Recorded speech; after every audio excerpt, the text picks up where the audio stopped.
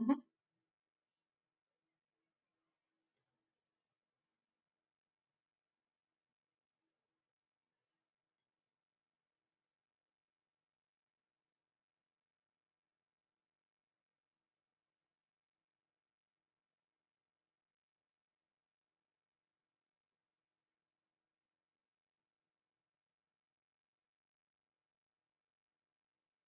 Okay, thank you, everybody. And thank you, Jeremy, so much for basically taking the lead on organizing this entire work. So I'm going to share my screen right now. And can you all see my presentation right now? Okay, fantastic. So I'm going to get started. And thank you again for attending this talk. My name is Dr. Tanzina Ahmed, and I'm going to present my research group's work on how college students are struggling investigating students' experiences with food insecurity at Kingsborough Community College. And I just want to say that this is the work of so many people. So we had two wonderful student researchers, Hoyan Wong and Caitlin Chu. And we also had researchers from the CUNY Food Policy Institute, Brooklyn College, and Bronx Community College, Dr. Rositsa Ilieva, Jacob Shane, Stacia Reeder, and Charmaine Aleong, who did an enormous amount of work to put this presentation together. And basically, our work is all about understanding food insecurity. And food insecurity basically means that a person does not have enough access at all times to enough healthy, affordable, and culturally appropriate food to lead a healthy lifestyle. it's not necessarily hunger, although it often relates to hunger. It's more you're not able to get the food that you need to live a healthy life, and you often have to worry about food or juggle finances to get the food, or sometimes cut down on the food you have. And one of the things that we really wanted to do in the study is understand how food insecurity was affected by the COVID-19 pandemic. Because in New York City right now, food insecurity is a public health crisis. So, for instance, even before the pandemic, we had about 1.2 million New York City residents who were food insecure, and that includes 20% of New York City children. Over the course of the last year of the pandemic, that number rose to at least 1.5 million, including 25% of New York City children. That is a huge public health crisis. And New York City has taken several steps to support food insecure New Yorkers. For instance, we now offer free grab and go community meals at all public schools for all residents. But these food relief programs are still struggling because they have such an influx of demand, and financially they're strapped trying to meet all these demands. And it's no surprise that so many New Yorkers are struggling with food because nowadays it's harder than ever to safely get a hold of food or purchase food. It's hard to find high quality food. It's hard to afford food now that we have such high rates of unemployment. And a lot of people are unfortunately not even aware of existing food support programs. And CUNY students in particular have struggled with food insecurity even before the pandemic. So in 2019, even before the pandemic, there were many studies that showed that over 50% of all CUNY students and over 60% of CUNY community college students were food insecure on a regular basis. And it's not just their health we have to worry about. In fact, food insecurity is related to how well college students are doing with their courses. Food insecure students tend to have a lower GPA, and they're more likely to report problems with concentrating in their classes, coming to class, and staying enrolled in college over time. And the wonderful thing about CUNY is that CUNY has actually responded with a variety of different campus support programs. So there's now a campus food pantry on pretty much every CUNY campus. And these campus food pantries and other food support programs might be more important than ever during this time of COVID-19. However, the problem is there's still a lot of questions that we as researchers have about how useful are these food pantries to students during the COVID-19 crisis, especially when a lot of the campuses closed? And how are students thinking about and learning about these campus efforts to support their health? So, to learn more about how students experience and deal with food insecurity using CUNY resources, we actually created an ongoing mixed method study that started in the fall 2019. And currently, this study has 728 students from Kingsborough Community College who took the study. And I know that many of us are from Kingsborough Community College, but I just wanted to briefly point out some of the important features of our college that make it really important to study what our food programs are doing. So, as you know, Kingsborough is located in a very dense urban environment, and many of our students are low income and ethnic minority and immigrant and come from immigrant families. And we have a variety of wonderful food free campus programs to support food insecure students. And these programs have pretty much all been going on even throughout the pandemic. So we have an on-campus food pantry that serves grab-and-go meals that students and community members can actually pick up from the front gate of campus.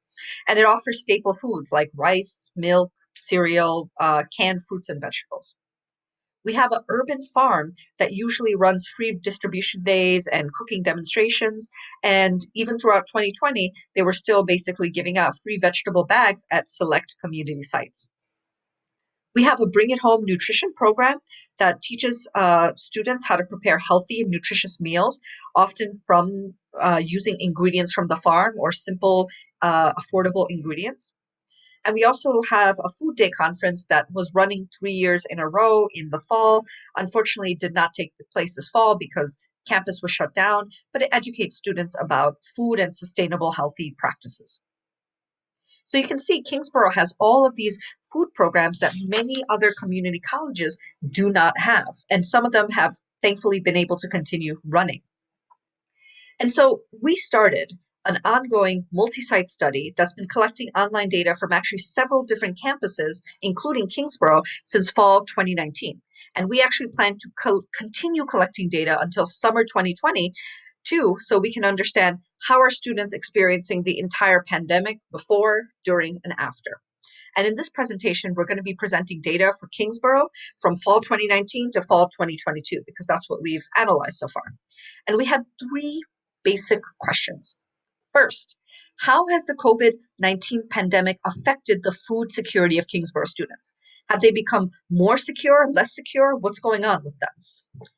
Second, how do students' food insecurity relate to their life experiences? I mean, if students are food insecure, are they having more financial struggles, health struggles, housing struggles? That's important to look at as well. And finally, we wanted to know, how do students make sense of their experiences with food on campus? If they're writing about these experiences, reflecting these experiences, do they see what the campus is doing for them? Or, do they have other thoughts that they want to share about their food experiences? And so we enrolled 728 Kingsborough students from fall 2019 to fall 2020. Fall 2020. I'm not going to spend too much time on these demographics, but just to give you a sense of what kind of students we were working with. Most of the students were around 24, 25 years of age. We had almost 2/3 female students and only 1/3 male students. Most students were saying they had either no credit hours or less than 30. So these were mostly freshmen and sophomore. Uh, the majority of students actually identified as being African American, Black, Latinx, or white. Many of these students lived under the poverty line. In fact, you can see that almost 30% of students reported having household incomes of less than $20,000. Okay. Majority of students reported being either not employed or only part-time employed, and roughly 20% of students said that they were supporting children in their household. So they might have been parents or just living with children. And we also asked in the online survey that we were giving out, how much food security students were experiencing. Basically, how much did they struggle to get food on a regular basis? We found that 47% of students, this big blue bar here, said they had high food security, meaning that they had few or no problems getting a hold of food, healthy food on a regular basis. So 50% of students were basically doing just fine. 23% of students, though, said they had marginal food security. That's the red slice. So they were having often monthly problems, but it wasn't severe. However, there was some insecurity, there were some issues. And tragically, 31% of students, the purple and the green put together, 31% said they had either low or very low food security. So they had significant weekly or even daily struggles to get healthy and appropriate food. And this basically meant that they were often having to cut down on meals. They might have reported weight loss. They might have reported that they didn't have the financial didn't have the financial funds to afford meals, and they were really, really struggling. So almost 1/3 of Kingsborough students were really struggling on a regular basis to get food. And we also asked, we also looked from fall 2019 to spring 2020 to fall 2020, how did these rates of food insecurity, how did these food insecurity scores change? Interestingly, we didn't really see much changes in food security. In fact, if you look at the blue bar, this shows you levels of high food security. You can see that students went from 45% saying they had high food security and they were doing fine in the fall 2019 to 48% of students saying they had high food security in the fall. So students were actually reporting more food security, less struggles over time, or approximate struggles over time. And I suspect it's because that the students who are really struggling and having financial issues just dropped out. They were unable to continue in college, so they were just not showing up to take our survey. Okay? So food insecure students may just have stopped attending college altogether.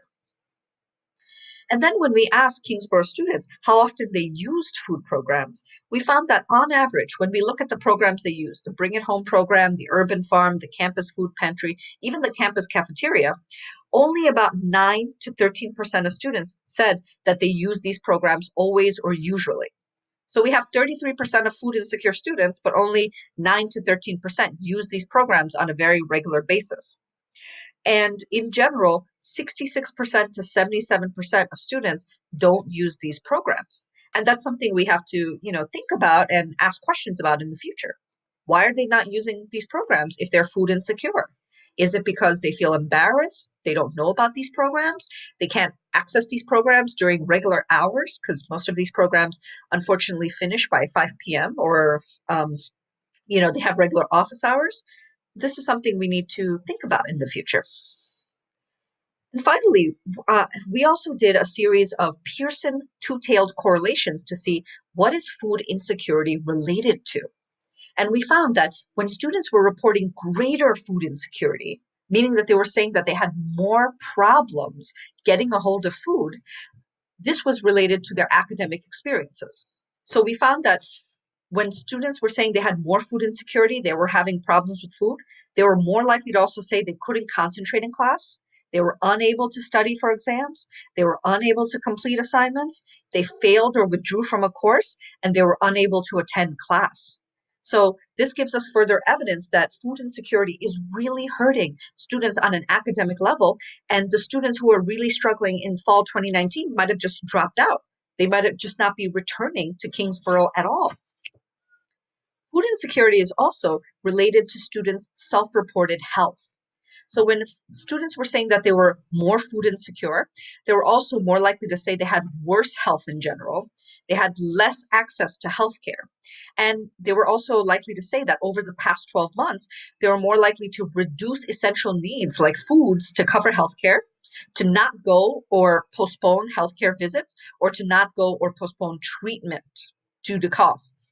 So these students who are struggling with food are also struggling with health and getting treatment for themselves. And that's tragic when you think about how this is happening during the time of COVID-19, when we need consistent access to healthcare. This is a pandemic, right? Food insecurity is also related to housing insecurity, meaning that when students say that they have struggles with food, they're not getting the food that they need, they're also more likely to say that they had an increase in rent or mortgage, they were unable or underpaid rent, they moved in with others due to financial problems, they lived with others beyond a normal capacity, and in the last 12 months, they had been homeless. So these financial issues are all related to each other. So the students who are struggling with food often also report struggles with their living situations.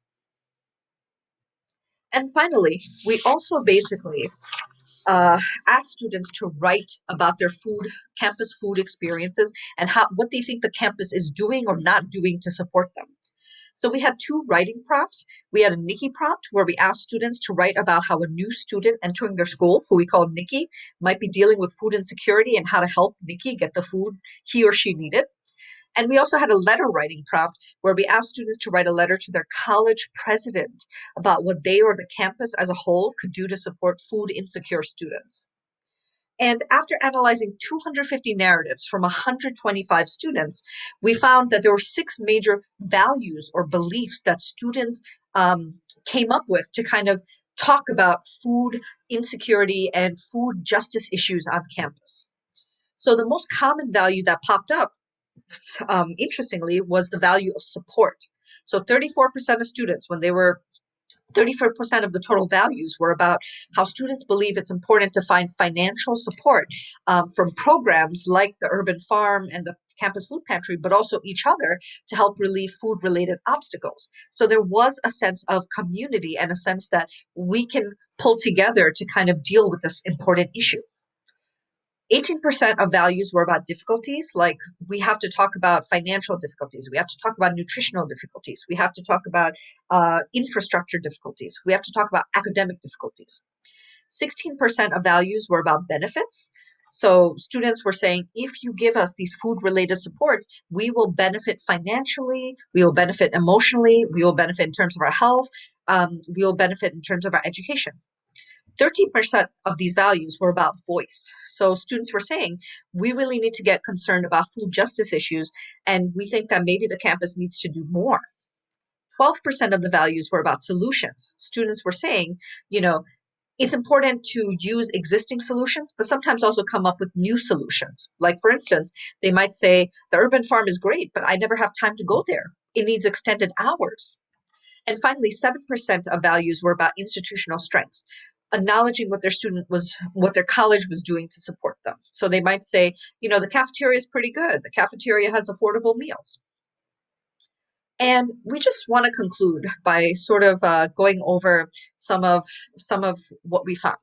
So we found that 31% of Kingsborough students had low or very low food insecurity, and that means that there is a crisis in our student body that our existing food programs are doing a lot to address, but maybe we need to focus on this more. And unfortunately, relatively few students use campus food programs, and we still need to find out why. What is keeping them from using these programs that are completely free and available to them? And food insecurity among students really matters because it's related to all these other factors we care about. For instance, their academic experiences. Food insecurity is related to them having worse health and worse access to healthcare. Food insecurity is related to them having problems with housing. And finally, when we ask students to tell us about food insecurity, this is really shaped by the campus resources available and their feeling of solidarity with the campus and the campus looking out for them. And finally, just a couple of quick policy recommendations because I know we're running out of time. It's important to continue funding food programs during this pandemic, especially as our students continue struggling and our most vulnerable students might be at a risk of dropping out. It's important also for professors, if you're here, to connect students to food programs in your classroom. Because anecdotally, I'm a professor and I find that when I encourage students to use these food programs and I demystify them, students are likely to be more aware of them and more likely to actually visit them because they no longer have that stigma. They no longer have, and they're just aware of them more in general. And finally, it's important to kind of think about new food programs that we could start or new food programs we could promote among existing programs like pop-up food pantries or student-run programs. And just really quickly, um, I have this presentation ready for you guys to download. It's in the chat box, and there are resources for CUNY students and staff. So there's information about Kingsborough programs, there's information about New York City programs, and for urgent food and hunger needs, there's emergency food hotline and another place that you could basically text. If you have any questions, you can please feel free to email me. And if you would like to take the survey or you would like to give your students the survey as a professor, here's a survey link. And if you want to give the survey to your students extra credit, my research team can actually immediately email you the names of the students who took the survey whilst protecting the students' privacy fully. So this survey has already gone through the IRB. We can do it. And in general, thank you again for attending this talk. And I just have a couple of addendums, but we don't have to go into that. Thank you again for attending this talk, and I really appreciate your time. So thanks, guys. And by the way, special thank you to all the professors who have basically enrolled their students into this survey. For instance, Professor Jason Van Ora, Professor Kathy Ma, Professor Jeremy Sawyer, Professor Maria Bartholomew Maida. The link to the PowerPoint is all the way at the top, but I'll just print it out again. But thank you again. And if you have any questions, any feedback, I'm so happy to talk to you in the whatever time we have remaining, because I know this presentation went on for a long time.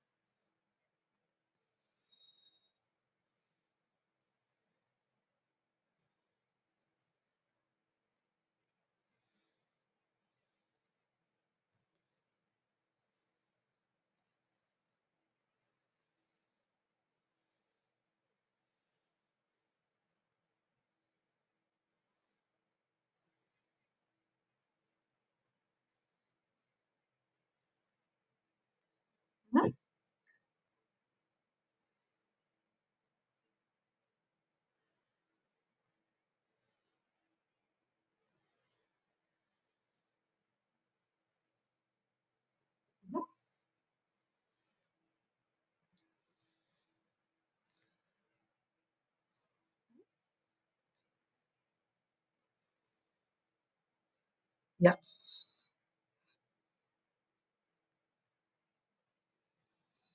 Yeah.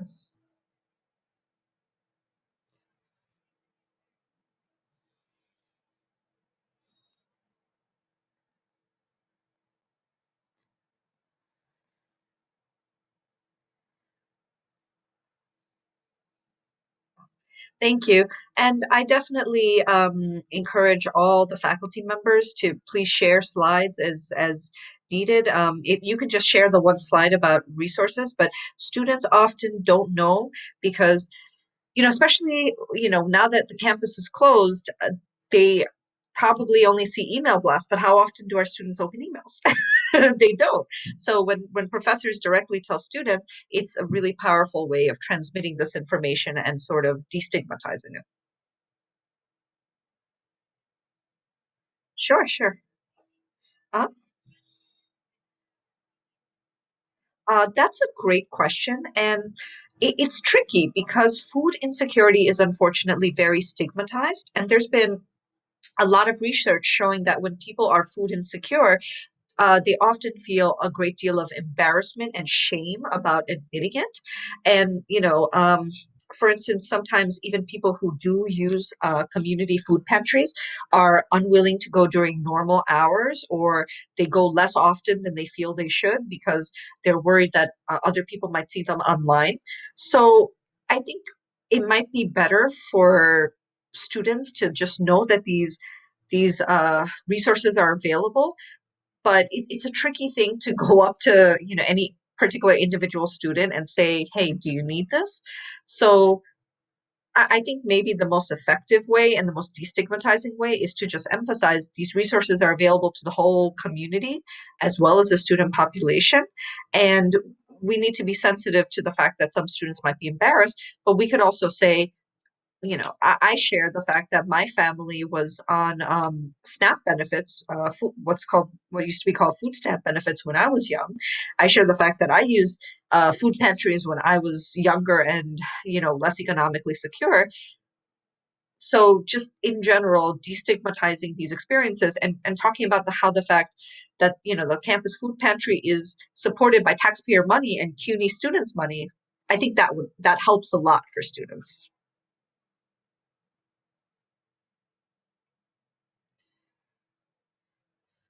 Sure.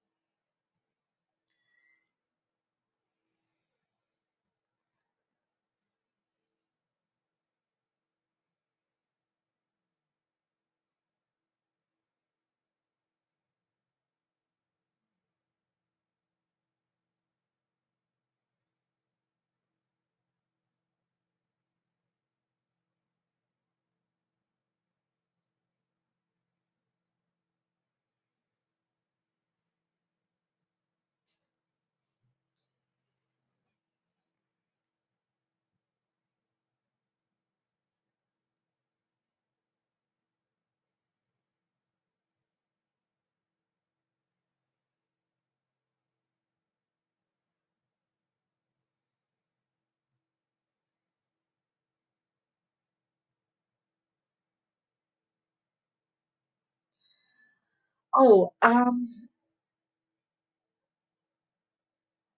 right. Thank you so much. Uh, uh, Basically, thank you, Midori, for the question. Have you considered to recycle the leftover unsold food from the school cafeteria? I think we do that to some extent, but during the COVID-19 pandemic era, a lot of the programs that we unfortunately used to take part in got curtailed because the campus itself is closed, and so the campus resources have become harder in general for students to go through. So, for instance, the Kingsborough Food Pantry, run by the ARC Access program, used to have, the ARC Access program used to have grab and go snacks and meals and vegetable distributions that they did with the urban farm. And unfortunately, a lot of that has gotten curtailed, and students might feel less comfortable coming to campus, because Kingsborough is a little bit out of the way. Um, so like everything else, the pandemic has made it much harder to essentially do this kind of work. And I believe that's enough time for me. But thank you so much for your questions. I really appreciate it. And I think we're going to go to my wonderful colleague, Professor Bartholomew Mehta.